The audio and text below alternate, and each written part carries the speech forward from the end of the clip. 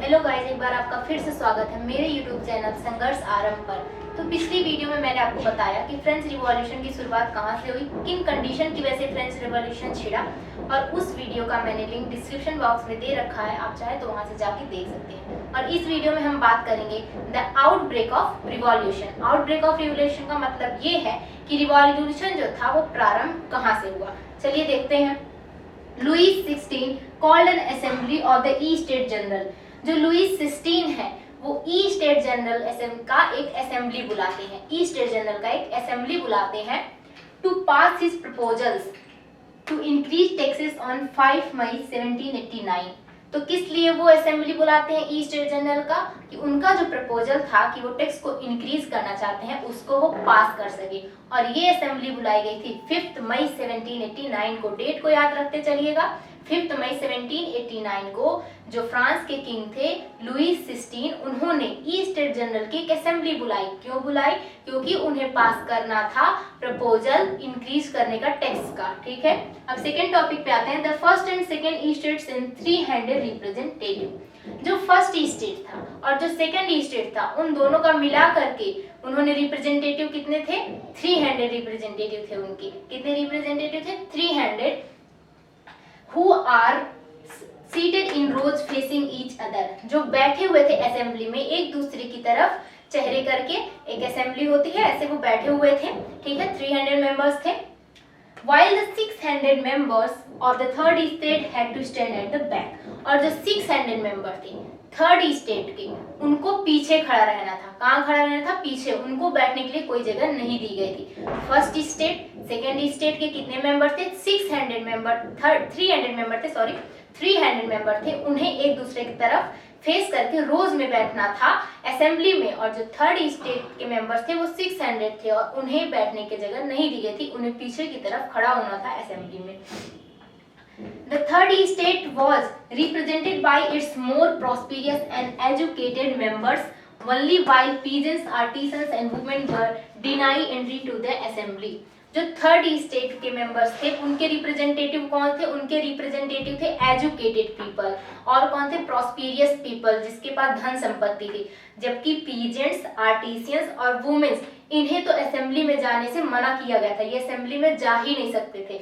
मतलब कि जो थर्ड स्टेट था उसके जो ऊपर के रिचर मेंबर थे थर्ड स्टेट के, वही बस रिप्रेजेंटेटिव बनते थे थर्ड स्टेट के। बाकी नीचे के लोगों को तो असेंबली में जाने ही नहीं दिया जाता था। Voting in the E-State General in past had been conducted according to the principle that each state had one vote and same particle to be continued this time, but members of the third state walked out of the assembly in protest। तो पिछले समय में क्या होता था assembly में कि हर ई state के पास एक वोट होगा। फर्स्ट ई स्टेट के पास एक वोट होगा, सेकंड ई स्टेट के पास एक वोट होगा और थर्ड ई स्टेट के पास एक वोट होगा। और यही सेम प्रोसेस इस असेंबली में फॉलो किए जाने वाला था। लेकिन जो थर्ड स्टेट के मेंबर थे वो डिमांड कर रहे थे कि ईच स्टेट के पास वन वोट नहीं होना चाहिए, ईच रिप्रेजेंटेटिव के पास वन वोट होना चाहिए। मतलब कि आपके 300 मेंबर्स हैं फर्स्ट ई स्टेट और सेकेंड ई स्टेट के, तो उनके पास 300 वोट्स चले गए। हमारे पास 600 मेंबर्स हैं, हम लोग ज्यादा हैं क्योंकि हम लोग 90% ऑफ पॉपुलेशन बनाते हैं। तो 1 पर्सन 1 वोट अगर हुआ तो हमारे 600 रिप्रेजेंटेटिव है तो हमारी तरफ 600 वोट हुआ। वो इस चीज की डिमांड कर रहे थे, लेकिन ये लोग पिछला प्रोसेस फॉलो कर रहे थे और इस चीज के प्रोटेस्ट में जो थर्ड स्टेट था वो असेंबली से बाहर चला गया। After rejection of this proposal by the king, members of the third state walked out of the assembly in protest। जब इन्होंने इस चीज की डिमांड की कि हर एक रिप्रेजेंटेटिव का एक वोट होना चाहिए, तो इसको रिजेक्ट कर दिया किसने? किंग ने, लुईस 16 ने। तो उसके प्रोटेस्ट में ये लोग असेंबली से बाहर चले गए। क्यों नहीं चले जाएंगे? आप लोग गलत यहाँ कर रहे हो, आप वन ई स्टेट को वन वोट दे रहे हो, जबकि मेंबर्स जो पॉपुलेशन है वो ज्यादा तो थर्ड ई स्टेट की है ना, तो जितने भी रिप्रेजेंटेटिव सबको वन वोट देना चाहिए। तो उसी चीज को तो डिमांड कर रहे थे। और जब बात नहीं मानते हैं ये किंग तो बाद में वही होता है इनका एग्जीक्यूशन, सुधर जाते हैं फिर ये। On 20 June, the representative of third state assembled in the hall of an indoor tennis court। तो 20 जून को जो थर्ड स्टेट के मेंबर्स हैं वो कहाँ इकट्ठा होते हैं, कहाँ असेंबल होते हैं?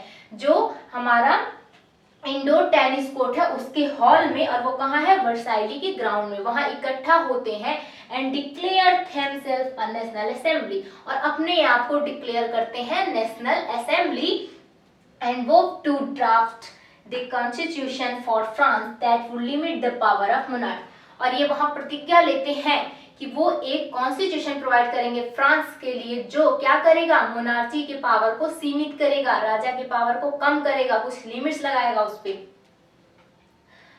मीराबियू a noble and Abbe Sieyes a priest led the third state. देखिए ये जो मीराबियू थे ये एक नोबल थे, इन्हें तो प्रिविलेज मिल रखी थी, फिर ये क्यों भैया प्रोटेस्ट कर रहे थे। अबेसाइसी ये भी एक पृष्ठ थे, इनको भी जितने प्रिविलेज थे वो मिल रखे थे, फिर भी ये दोनों लोग चूंकि मोनार्ची के खिलाफ थे और ये लोग का मानना था कि हर पर्सन के पास 1 वोट होना चाहिए, तो ये लोग ही जो थर्ड स्टेट था उसके रिवॉल्ट को, प्रोटेस्ट को चला रहे थे। While the National Assembly was busy at Versailles drafting their constitution, the rest of France was in trouble.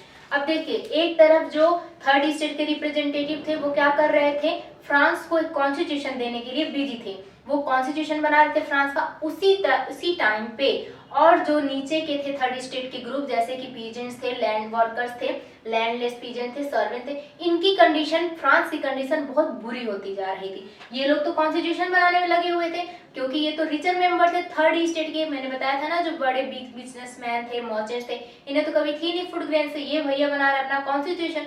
दिक्कत किसे हो रही है, फ्रांस में जो निचला तबका है उसे दिक्कत हो रही है, उनकी जो कंडीशन है वो बेकार होती चली जा रही है। Sewer winter destroy the food crops, बहुत ज्यादा ठंड पड़ने की वजह से जो क्रॉप्स थे वो क्या हो गए थे, डिस्ट्रॉय हो गए थे, बेकार हो गए थे, फसल बेकार हो चुकी थी, विच resulted in the increase in the prices. जब फसल बेकार होगी तो उस चीज की प्राइस जरूर बढ़ेगी, तो फूड ग्रेन की प्राइसेस बढ़ गई।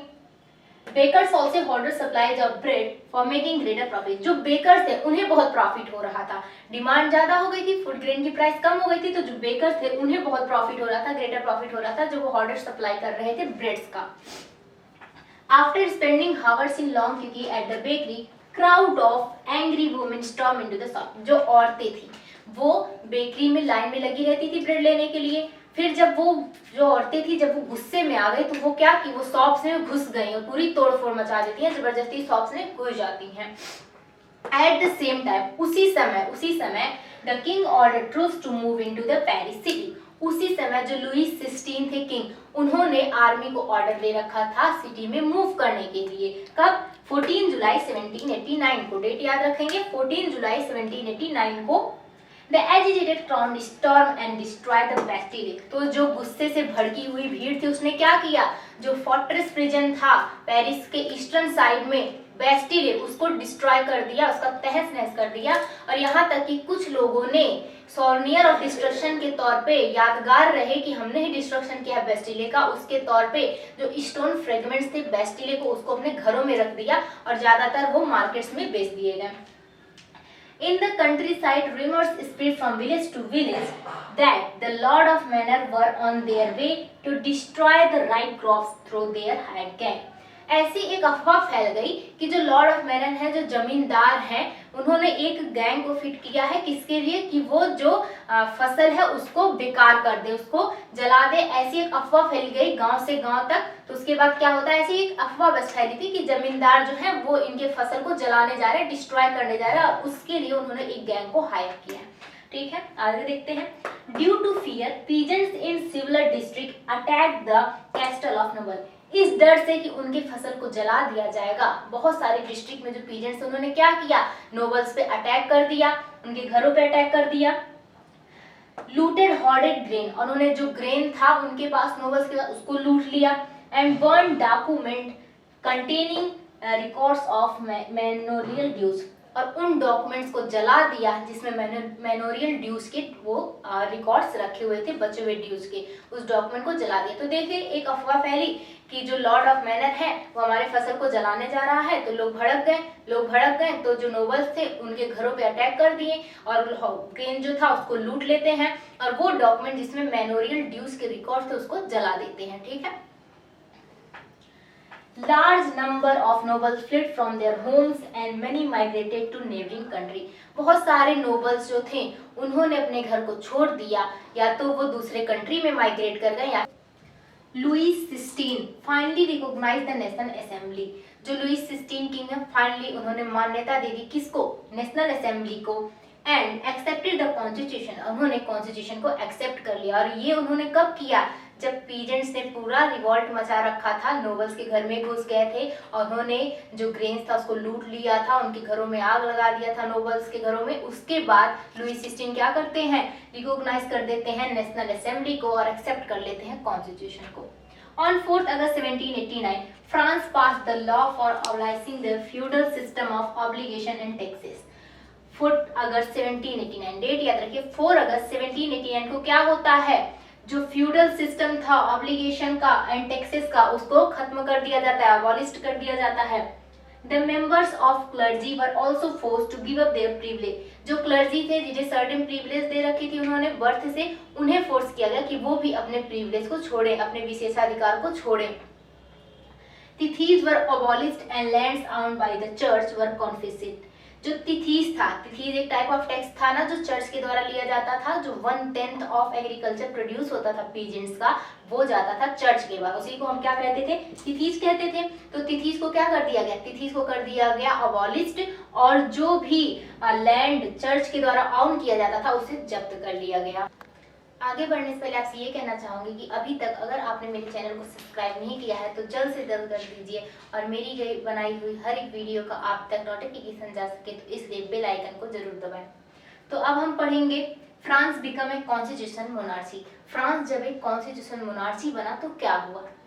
The National Assembly completed the draft of Constitution in 1791. जो नेशनल असेंबली कॉन्स्टिट्यूशन बना रही थी फ्रांस के लिए, वो काम कब खत्म हुआ? 1791 में। Which main object was to limit the power of monarchs.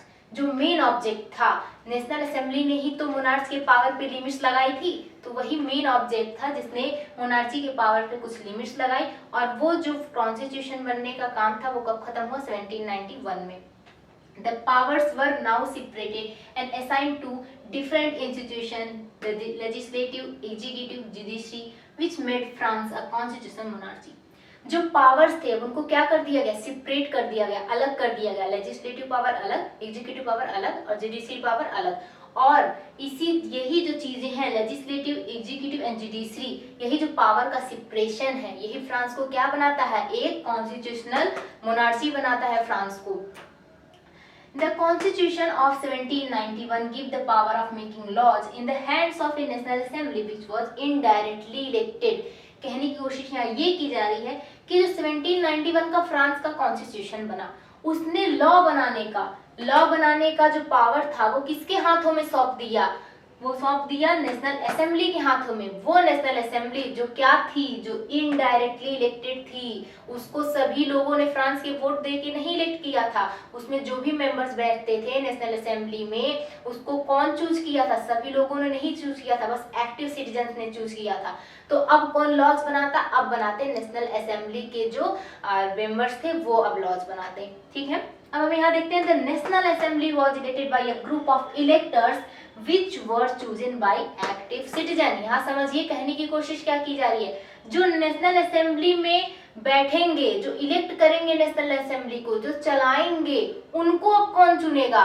जो लोग नेशनल असेंबली में बैठेंगे, वो जो इलेक्टर्स होंगे वो चूज किए जाएंगे एक्टिव सिटीजन के द्वारा। एक्टिव सिटीजन क्या होते हैं इसे देखते हैं। Active citizen compromises of only man of 25 years who paid taxes equal to at least 3 days of labor wage। अब यहाँ आप समझिए कहने की कोशिश क्या की जा रही है। एक्टिव सिटीजन वो लोग हैं जो एक लेबर 3 दिन में जितनी वेज कमाता है, अगर वो उतना टैक्स को पे करते हैं तब वो बनेंगे एक्टिव सिटीजन। और एक्टिव सिटीजन बन के वो क्या करेंगे? वो उन लोगों को चुनेंगे जो नेशनल असेंबली को क्या करेगा? इलेक्ट करेगा। ठीक, the remaining man and all women were classes as passive citizen who had no voting rights. जो बचे हुए लोग हैं वो क्या कहलाएंगे? वो कहलाएंगे पैसिव सिटीजन, जिनके पास कोई भी वोट डालने का अधिकार नहीं होगा। यहाँ पूरा देखिए एक बात निकल के आ रही है, एक लाइन में कहा जाए, जो ये नेशनल असेंबली बना था इसको डोमिनेट कौन कर रहा था? जो रिचर सेक्शन थे ना सोसाइटी के, वही डोमिनेट करते इस नेशनल असेंबली को। अभी भी गरीब ही था, गरीब की कंडीशन खराब ही थी, बस फायदा किसे हुआ था? पावर में कौन आया था? जो किंग था वो तो पावर से हट गया था, लेकिन अब पावर में कौन आ गया? क्या अब गरीब को उसके अधिकार मिल गए? नहीं, अभी भी गरीब को उसके अधिकार नहीं मिले थे। अब जो नेशनल असेंबली है वो कौन डोमिनेट कर रहा था? Richer section of society. अभी भी गरीब की सिचुएशन वही थी। मतलब कि देखिए, जो वोट डालने का अधिकार है वो आप सबको नहीं दे रहे हो। वोट डालने का अधिकार आप उन एक्टिव सिटीजन्स को दे रहे हैं जो एक वर्कर के 3 दिन के वेज के बराबर टैक्स को पे कर रहा है। और वो क्या करेगा? वो चूज करेगा उन मेंबर को जो असेंबली इलेक्ट करेंगे। तो यहाँ पूरा बाजरा ये है कि अमीर लोग ही जो है वही फायदे में थे, गरीब का भी अभी तक कुछ फायदा नहीं हो रहा था। तो अब हम देखेंगे कि फ्रांस कॉन्स्टिट्यूशन उस टाइम पे कैसा था। The Constitution began with the Declaration of Rights of Man and Women। जो कॉन्स्टिट्यूशन है फ्रांस की, उसकी शुरुआत किस चीज से होती है? मैन एंड वुमेन को जो अधिकार दिए गए थे, राइट्स दिए गए थे, उसके डिक्लेरेशन से स्टार्टिंग होती है फ्रांस कॉन्स्टिट्यूशन की। राइट्स सच एज, कौन कौन से अधिकार दिए गए थे मैन एंड वुमेन को? जैसे कि राइट टू लाइफ, जीवन जीने का अधिकार, फ्रीडम ऑफ स्पीच, बोलने का अधिकार, फ्रीडम ऑफ ओपिनियन, कुछ भी सोचने का अधिकार, इक्वलिटी बिफोर लॉ, कानून के प्रति समानता का अधिकार, were given to each human being. और ये जितने भी राइट्स थे वो हर ह्यूमन बीइंग को दिया गया था बाय बर्थ, बर्थ से ही, could not be taken away, वो उनसे कोई छीन नहीं सकता। लेकिन यहाँ पे आपने देखा कहीं भी राइट टू वोट का अधिकार नहीं दिया गया था। It was the duty of the state to protect each citizen natural rights. ये स्टेट की ड्यूटी होगी कि ये जो भी नेचुरल राइट्स हैं सिटीजन के, उसको वो प्रोटेक्ट करे, जिससे उनसे ये राइट्स कोई छीन ना पाए और उसको कोई वॉयलेट ना कर पाए। अब हम देखेंगे जो वेरियस सिंबल्स थे उस टाइम पे। द ब्रोकन चैन, जो एक टूटा हुआ चैन है, वो किस चीज को शो करता है? कि वो स्लेव्स जो अभी तक गुलाम थे अब वो फ्री हो चुके हैं। द बंडल ऑफ रॉड, जो बंडल ऑफ रॉड्स हैं वो ये शो करते हैं कि ताकत होती है यूनिटी में, स्ट्रेंथ होती है यूनिटी में। The I with in A triangle radiating light, एक ट्रायंगल के अंदर एक आई को शो किया जा रहा है, उससे लाइट्स निकल रही है। वो किस चीज के लिए दिखा रहा है? कि वो आंख जो है वो नॉलेज फैला रही है, विद्या फैला रही है। Sceptre, symbol of royal power, जो स्केप्चर है वो शो करता है रॉयल पावर के सिंबल को। Snake beating its tail to form a ring, एक सांप है जो अपनी पूंछ को खा जा रहा है रिंग बनाने के लिए, काट ले रहा है, तो ये इटर्निटी के सिंबल को शो करता है। Red Phrygian cap, cap worn by slave upon becoming free, तो जब कोई स्लेव फ्री हो जा रहा है तो वो रेड कलर का एक कैप पहन रहा है, तो उसके लिए यूज किया गया red Phrygian cap. Blue white red, ये जो नेशनल फ्लैग है फ्रांस का उसके कलर है। द विंग्ड वुमेन, एक जो औरत है वो पर्सिफिकेशन ऑफ लॉज को कर रही है, मतलब कि लॉज की जो अवतार है उसको वो डिस्क्राइब कर रही है, उसके लिए उसको यूज किया गया इस सिंबल को। The law tablet, the law is same for all and all are same equal before it, जो लॉ टैबलेट है, जिस टैबलेट पे लॉ लिखा गया है वो ये बताता है कि लॉ सबके लिए एक समान है और जो लोग हैं वो भी लॉ के लिए एक समान है।